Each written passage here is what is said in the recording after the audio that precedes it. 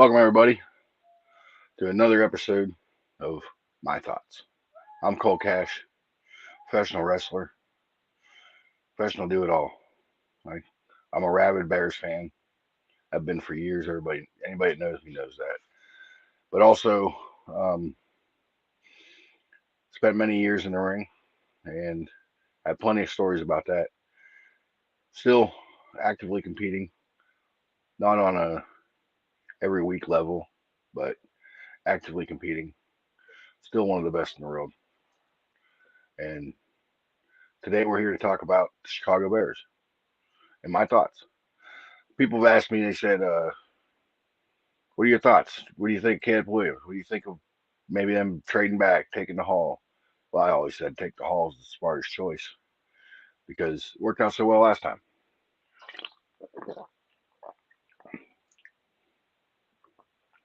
Mountain Dew, they're not a sponsor, but I definitely spend enough money with Pepsi. I buy plenty of Mountain Dew. So if they want to be a sponsor, they sure can. I'll drink your drink. I'll show it on camera. But anyways, to the Chicago Bears. What we got here for the Chicago Bears are 99% taking Caleb Williams. I really truly believe that. And with that being said, I believe the Bears will take Caleb Williams with the first overall pick. So what do you do with the other picks? You only have three picks left.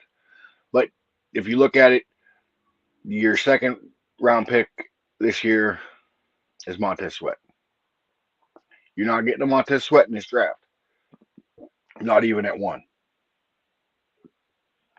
So you got a blue chip player in the second round already before the draft ever started. You got Keenan Allen. Yes, Keenan Allen's older, but if you re-sign Keenan Allen to extend him three years, that's like getting a blue chip player in the third or fourth round. I mean, they traded a fourth round pick for him. The Bears also have another fourth round pick from Philadelphia the year before when they traded back one spot and took everybody's favorite tackle. Darnell Wright is a beast. Um, we knew they weren't taking Jalen Carter last year, but I'm telling you, they're going to take Caleb Williams. I'm not a big Caleb Williams guy. I'm going to tell you that right now. I'm not a big Caleb Williams guy. He has a lot to prove to me because I have a house in Norman. For many of you might know that Caleb Williams played at Oklahoma. Well, Caleb Williams lived right down the road from me, so I got to see a lot of his everyday antics. Not acting for a camera, not trying, just Caleb Williams being Caleb Williams. I'm not saying me and Caleb Williams was hung out and was friends, and I know the ins and outs of Caleb Williams, but I'm just saying I've seen some things that raise some red flags. I don't care if he paints his nails. You know, you could put war paint on. That's fine. I have no problem with that. I don't care. He's a pink phone. You know, it's not a big deal to me. I rode a pink motorcycle to the ring in Kansas, in front of 25,000 people. Wrestled in pink tights. I really don't care. Pink's a killer. It's not a big deal. So the people saying that stuff that does worry me is is crying when you cry in the stands. But hey, he's an emotional kid. This is that generation. This isn't my generation. This isn't even the millennials. This is the next generation that they're a little softer than we were. When I was a kid, I was taught crying is a sign of weakness. Don't do it. So you didn't do it. If you cried, they gave you a reason to cry. We were a lot tougher, which is fine. You know, we didn't get offended when if somebody said something. But you know what? A lot of people have been saying things about Caleb Williams, and so a lot of it's not been very nice. You got your positive, you got your lovers. You're always gonna have your lovers. You're always gonna have your haters too. But even the people in the middle, some people said some pretty cringe stuff. Stuff that I don't really approve of. I sure wouldn't put it out on social media. Even if I thought something that was bad like that, you wouldn't put. It's like, why would you put that out there? It just represents you bad. And it doesn't do nothing. All you're doing is hurting this 22-year-old kid that's hopefully, because they're going to take him. So hopefully he is the next big thing. There's only one Patrick Mahomes. He's not going to be him. Let's just be honest about it. But with so saying horrible things about Caleb Williams is not going to get you anywhere. It gets you nowhere with me. It gets you nowhere on this deal. There's no reason to talk like that about him. Okay.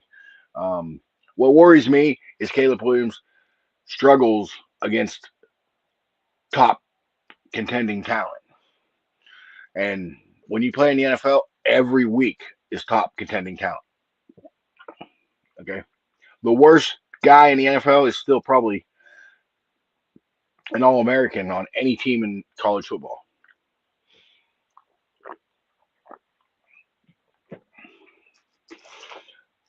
They used to play a game a long time ago. Uh, I think they did it twice, and it was I think it was the '70s, early '70s. I wasn't around for it, so I have no idea. But the worst team in the NFL would play the best team in college football, and it was the score. It was so lopsided and so horribly of an idea because them kids just didn't have a chance. That the NFL guys would just destroy them, and that was in the '70s. Now it'd be even worse with NIL and all that. Caleb already knows how to handle money. He has money. He made $13 million last year or something like that, is what I heard. So he knows how to handle his money. He knows how to handle his success. He's been out at USC, LA. That's a big city. But what worried me was, and this worries me for later on too down the road with him, is he ran when it got tough at Oklahoma. When when the coach left, very cowardly, very very cowardly. It was a very very cowardly move. I mean, ran out on those guys, and it, he boarded the plane right after the Oklahoma State game or whatever. And I just that's a bad look. And then Caleb follows him, and we knew Caleb was going there. And he left that OU team in a real tough spot. And by Caleb leaving like that, he left that OU team in a tough spot. If he was the guy I would want, I would have wanted him to stay and stick it out. You're still gonna be drafted high if you're that good. You're Caleb Williams. You're the best quarterback in college football from what all the experts say. You're the most highly touted prospect. Period. You're Caleb Williams. Now, do I buy all that? No. But is he going to be the first pick in the draft? Yes. So what do you do at 9? If Odunze's there, I say you take him in a heartbeat.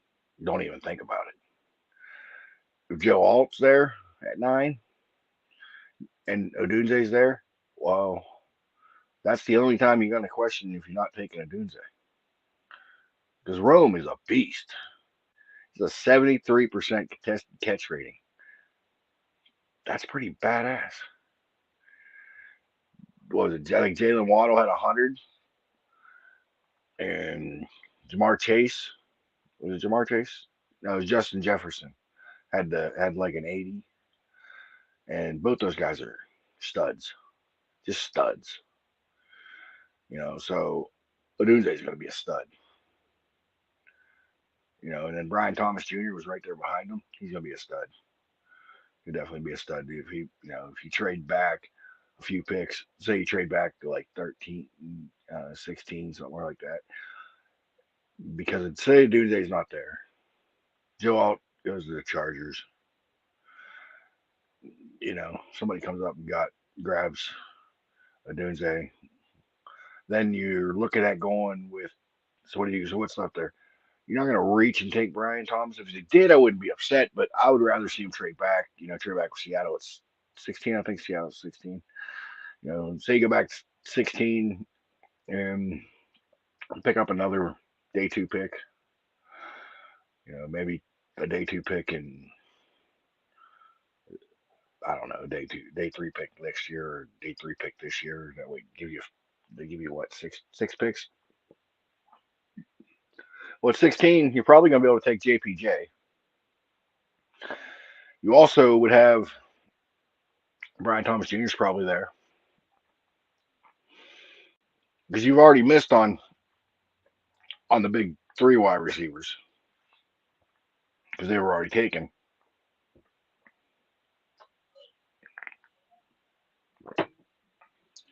So you're like I said, you're probably taking. I would probably take.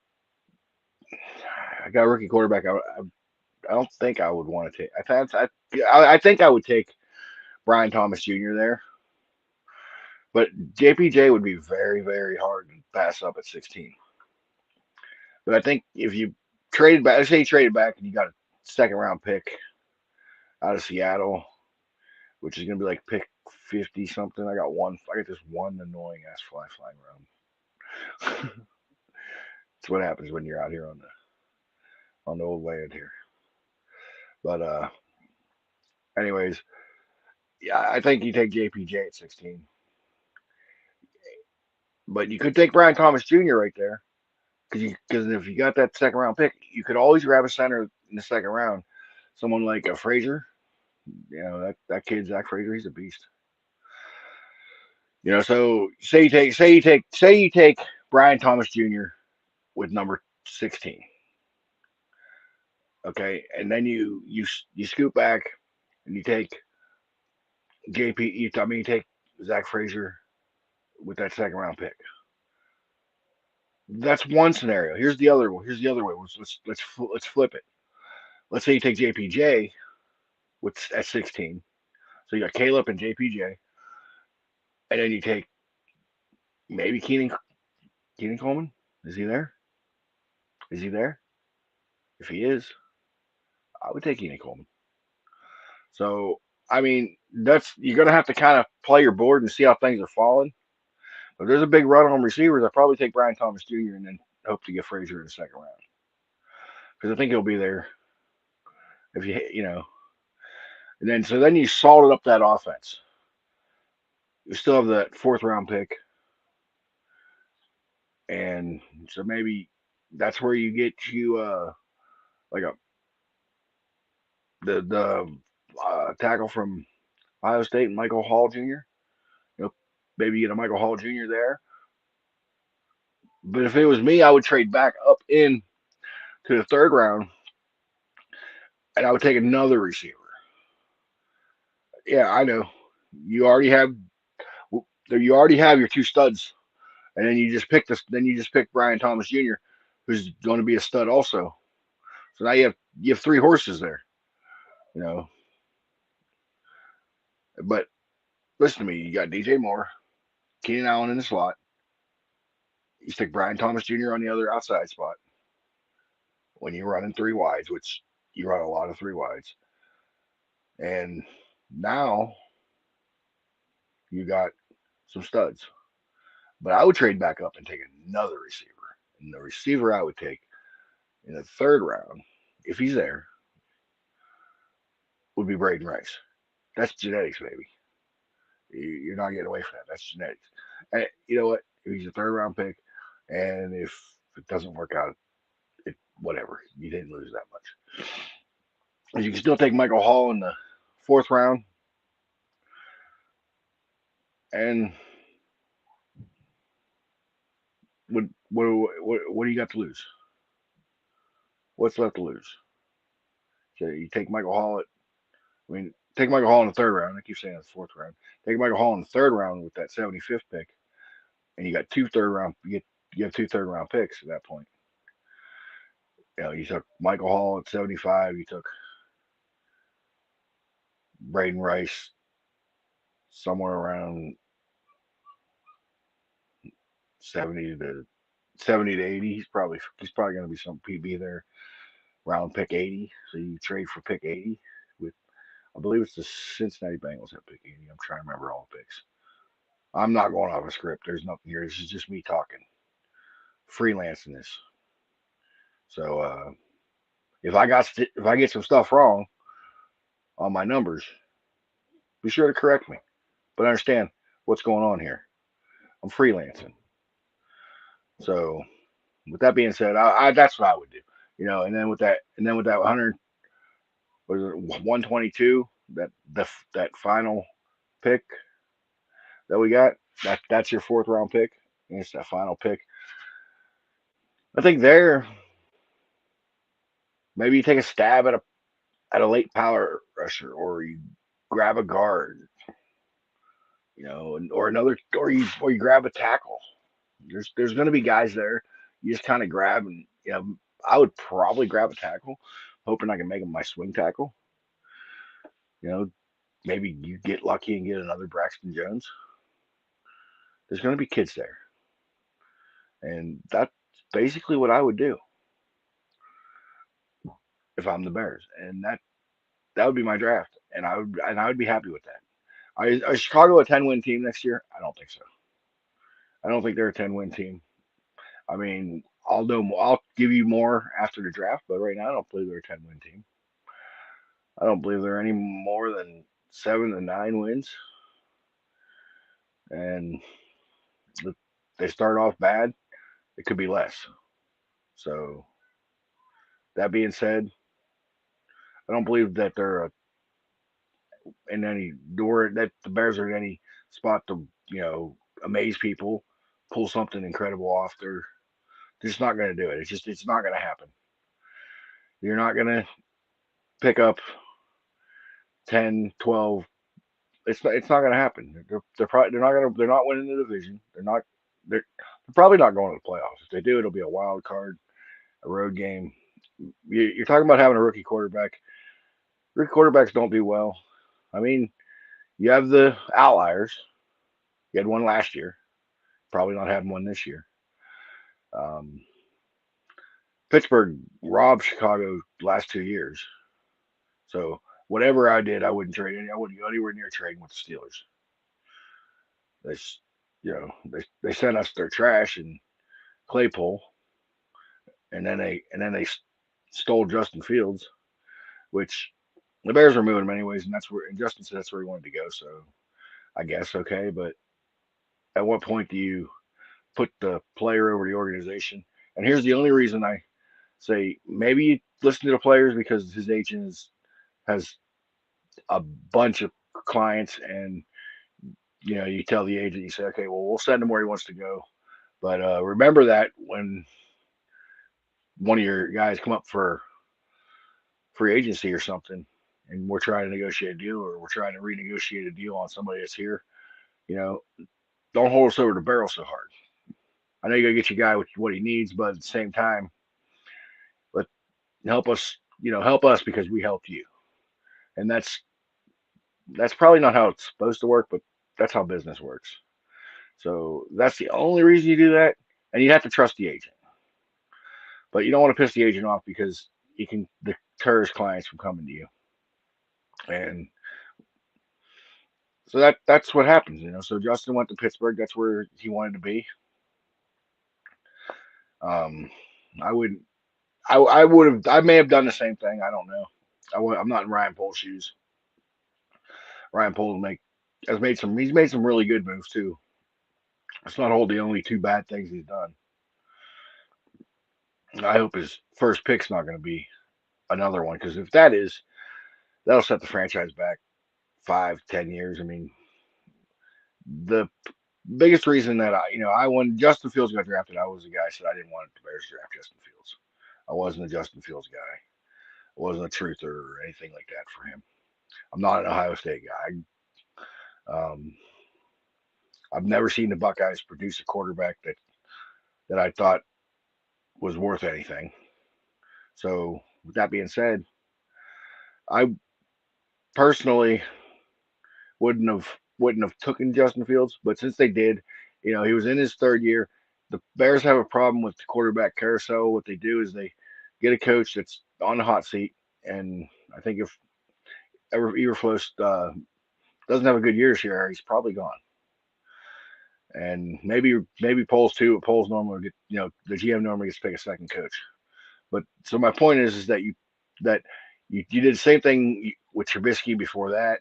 You did the same thing with Cutler. You did the same thing with um, Rex Grossman. You've done this. You've done this over and over and over with the same thing with these quarterbacks. You get a quarterback, you bring him in on a lame duck with a lame duck coach, and then the next year he's learning an offense. The only difference for what Cutler was is Cutler was a veteran. Bears didn't draft Cutler; they traded for Cutler, so he was already familiar with the NFL a little bit. So that's where Cutler was a little bit ahead of it, but it's not good for a rookie to learn an offense 2 years. Come in to learn an offense, and then his coach is gone, and they're blowing it up, and you're going to a different offense, and you're learning a new offense. It's not good on a guy to do that. Justin had to learn a new offense every year in Chicago. He never had the talent that this team has right now. I mean, the talent at receiver is incredible. DJ Moore is a top 10 receiver. Keenan Allen, probably a future Hall of Famer. And he still has it in him because, see, the thing with Keenan Allen is he's getting older, but he doesn't get open because of his speed. He don't burn by you, and that's not where he gets open. Keenan Allen is what you call a surgeon. He runs routes so precise that he'll be where he needs to be because he's going to run a clean route every time, and he has great hands. That's how Keenan Allen makes his money, running his routes. So him being a few years older isn't going to hurt them because you don't need speed to run great routes. And Keenan Allen's still fairly quick, but he's not Mike Williams. Mike Williams was their guy in San Diego, or I mean LA. I'm sorry, I still call it San Diego, but in LA, he was the guy for the Chargers. That was your burner. Him and Palmer. That was your burners out there in the Bay. Okay, Keenan was that guy in the middle. He's that slot receiver. He could make a quick twitch in left or right. Whatever he could fake a guy and make the corner believe he's going to the outside when he's cutting back to the inside. He's a route runner. He's a precisionist. He's a perfectionist. He's a surgeon. He's gonna be where he needs to be because he takes time and runs his routes properly, and he works on that every day. So, and another thing with Keenan Allen is if you take and Caleb, him and Keenan already have a relationship. I thought it was really cool when I seen Keenan out there at the pro day. You know, everybody looks good in their pro day, but that was the first time I seen a receiver out there on for the pro day of a of the potential pick that's coming to your team. Maybe it's not something you see very often. And he was in Bears gear. He was in Bears gear, so that's pretty awesome because I've seen him on the NFL Network several times, and he's always in a suit, always in some type of shirt. Never Chargers gear. So that's pretty cool. So that means he's buying in, or that's what I would think that would mean you're buying in. I don't, but that's about where I think they're at. And then don't forget that they got DeAndre Swift, and his contract's very very team friendly. That's one thing about Ryan Poles is all these contracts he's writing, they're all very team friendly. And when you can do that, it gives you flexibility. If a guy's not performing, you may have to wait a year, but you can get rid of him. The same thing with Nate Davis. His contract's very team friendly. If Nate Davis doesn't do it this year, he's gone. He's gone. That's money coming back. You know, Danny, Edmonds contract very team friendly. Edwards contract very team friendly. And look at this. Something else that they did. A big free agent. A lot of people said the Bears didn't get any big free agents. Got Jalen Johnson. Jalen Johnson's a top 5 corner this league. Yeah, I know he was on the team, but if he goes to free agency, you're not getting him at the contract that the Bears got him at. And it was clever to put the tag on him and to write the contract the way he did, so that other teams were like, I don't know if I want to give up 2 first round picks for him and pay him that.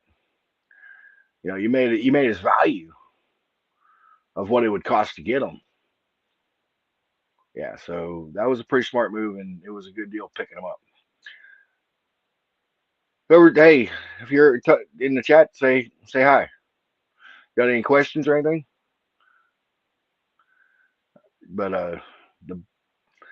the the Bears are they're in a good spot. They're building this the right way. They're doing it through the draft, and that's really what you got to look for. I'll put together some stuff. I just wanted to more or less get on here and kind of get back in the groove of things. I hadn't done a live stream in a while, and I'm testing out this new live stream um, stuff to see if I like it, so we can start doing some more things. But that's all I got. That's really all I got today. I don't want to keep everybody too long. I've been on here 26 minutes. If anybody has a question, I'll answer it. If not, I'll see you guys later. Thanks for tuning in. Always bear down.